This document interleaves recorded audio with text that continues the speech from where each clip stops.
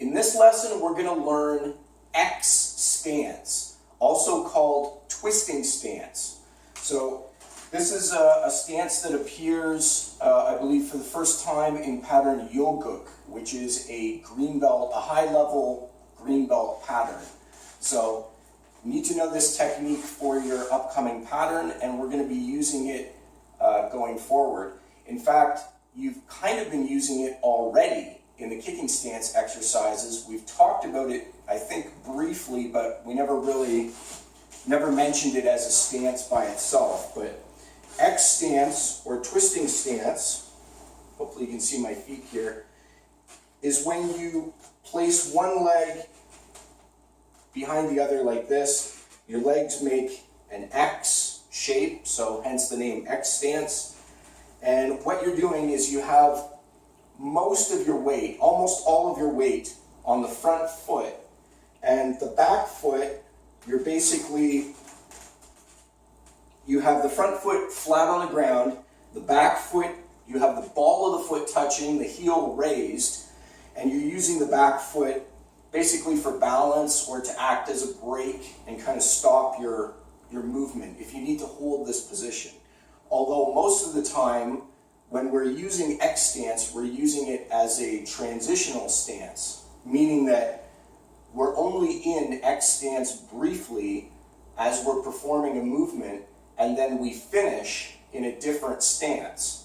So when we've been doing the side kicking drills, for example, and we started in a side kicking stance, if we did something like walk behind hooking kick, what we would do, we would step behind like this. This is X stance right here. We step behind and then we come forward and we kick with that lead leg. So we've been using X stance, we just haven't specifically called it out by name. And in pattern Yoguk, there's actually a technique where you finish in an X stance. So that's why we're talking about it now. I'm making a lesson about X stance specifically. There's two variations of X stance. So there's a variation where you step behind like this and then follow through, which is usually for hooking kick, for example, a walk behind side kick where you step behind and then you kick. That would be the step behind variation. There's also a step in front variation where you would come across this way and then follow through. And you would use that, for example, if you wanted to do roundhouse kick. So if I want to kick a roundhouse kick with the back leg, I would just turn and kick from here in a side sitting stance. If I want to do roundhouse kick with this leg, then what I would do is I would step in front this way and then come around and do the roundhouse kick. So there's step behind and there's step in front with X stance.